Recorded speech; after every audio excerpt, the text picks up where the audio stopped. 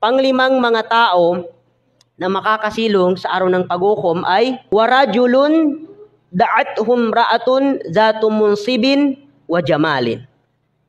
Faqala inni akhafullah.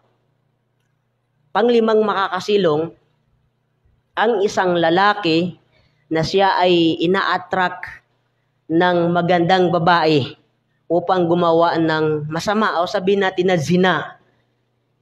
Ina-attract siya, inaakit siya ng isang magandang babae at ang lalaki na ito ang kanyang sasabihin, inni akhafullah. Katotohanan, ako ay natatakot kay Allah subhanahu wa ta'ala.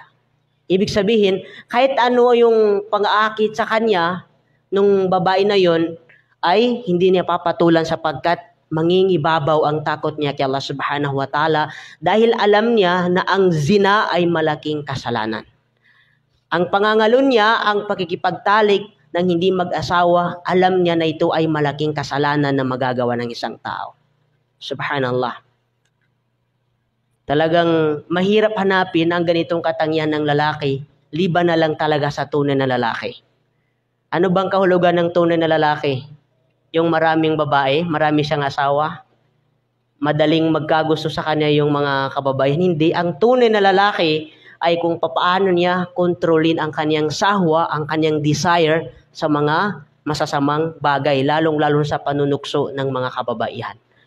Yun ang tunay na lalaki na mananaig sa kanyang puso ang takot niya kay Allah subhanahu wa ta'ala. Kahit anong pang-akit sa kanya ng babae na yun ay hindi niya kayang gawin yun dahil alam niya na magagalit sa kanya si Allah subhanahu wa ta'ala.